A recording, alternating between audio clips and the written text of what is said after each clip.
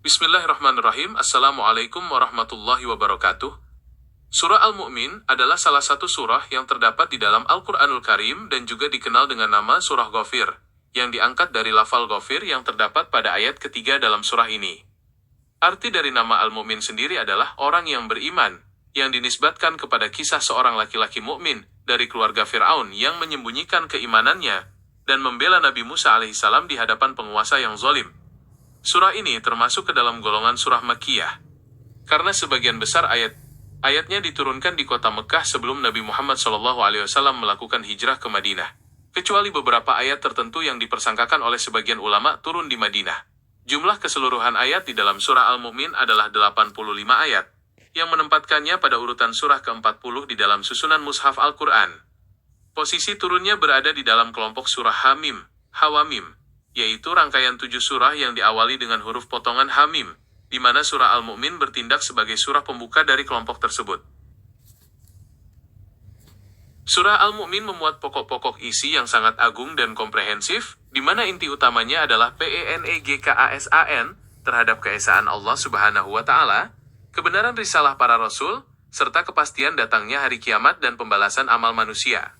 Di dalamnya dikisahkan secara mendalam tentang perjuangan Nabi Musa alaihissalam dalam menghadapi kesombongan Fir'aun, Haman, dan Qarun, yang disajikan sebagai bentuk pelipur lara bagi Nabi Muhammad SAW serta kaum mukminin dalam menghadapi penolakan kaum musyrik Quraisy. Selain itu, surah ini menyoroti bagaimana kaum terdahulu seperti kaum Nuh, Ad, dan Thamud mendustakan para rasul mereka, sehingga Allah Subhanahu wa Ta'ala menurunkan azab yang pedih sebagai peringatan nyata bagi umat manusia agar mengambil pelajaran dari sejarah masa lalu. Aspek-aspek penting yang terkandung di dalam surah Al-Mu'min mencakup dimensi akidah, kisah umat masa lalu, serta hukum dan moralitas kehidupan beragama. Dari segi akidah, surah ini menegaskan bahwa kekuasaan mutlak di bumi dan di langit hanya milik Allah Subhanahu wa Ta'ala semata, serta memperingatkan manusia agar tidak menyekutukannya dengan apapun. Dari segi sejarah dan kenabian, aspek kisah disajikan secara berulang untuk menunjukkan sunatullah, bahwa kebatilan pasti akan hancur dan keimanan akan selalu mendapatkan pertolongannya.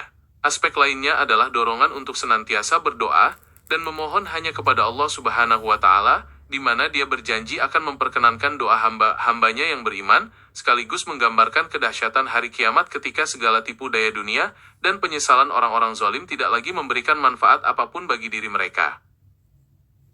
Di dalam surah Al-Mu'min juga terkandung pelajaran berharga mengenai adab berdoa dan dialog yang terjadi di akhirat kelak antara orang-orang yang sombong dengan orang-orang yang dianggap lemah di dunia. Allah Subhanahu wa Ta'ala merekam percakapan di dalam neraka, di mana para pengikut yang tertipu saling berdebat dan melemparkan kesalahan kepada para pemimpin mereka yang menyesatkan. Surah ini ditutup dengan penegasan bahwa tidak ada satupun alasan atau perdebatan tentang ayat-ayat Allah Subhanahu wa Ta'ala yang dapat dibenarkan kecuali oleh orang-orang yang kafir, sehingga Nabi Muhammad SAW diperintahkan untuk tetap bersabar, karena sesungguhnya janji Allah Subhanahu wa Ta'ala adalah benar dan pasti akan ditegakkan. Demikian uraian sekilas mengenai surah Al-Mu'min yang tidak seluas yang sebenarnya, namun semoga dapat memberikan pemahaman yang mendalam dan bermanfaat bagi kita semua. Saya ucapkan terima kasih atas perhatiannya, semoga Allah Subhanahu wa Ta'ala selalu melindungi kita semua dalam kebaikan.